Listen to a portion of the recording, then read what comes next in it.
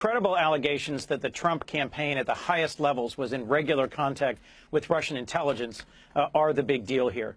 And it's striking that President Trump is now criticizing what he calls the fake media for having attacked a man he just fired, a man he fired for lying to him, or to be more concise, a man he fired weeks after he knew he lied to him, but only fired him after it became clear in the press that he had lied to the vice president and implicitly the president.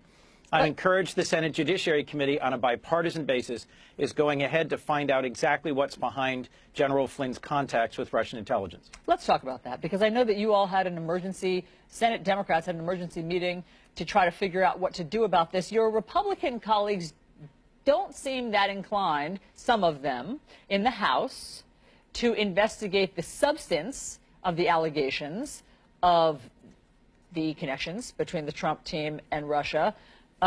They're more interested in figuring out who's leaking. So what do you do as a Democrat?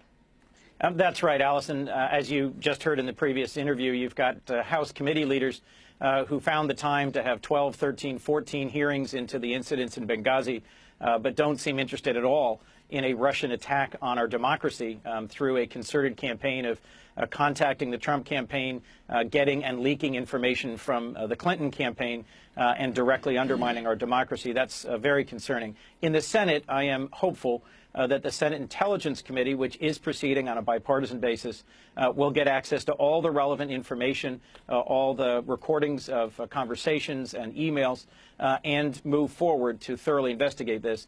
I'm on the Senate Judiciary Committee and the Foreign Relations Committee, both of which have Republican chairs who have indicated a willingness to pursue this issue where it goes in the interest of national security and defending our constitutional order, and I'm encouraged by that. You know, we understand from the media that the people who have seen the transcripts think that they're sort of inconclusive, that there isn't a smoking gun, that you don't hear Michael Flynn say, yes, when we get into the White House, we will ease sanctions. It's just not that unequivocal. It's not that clear. So if it's something vague, like the Russian ambassador says, we want to talk about sanctions coming up, and he says, we'll get to that, then where do you go?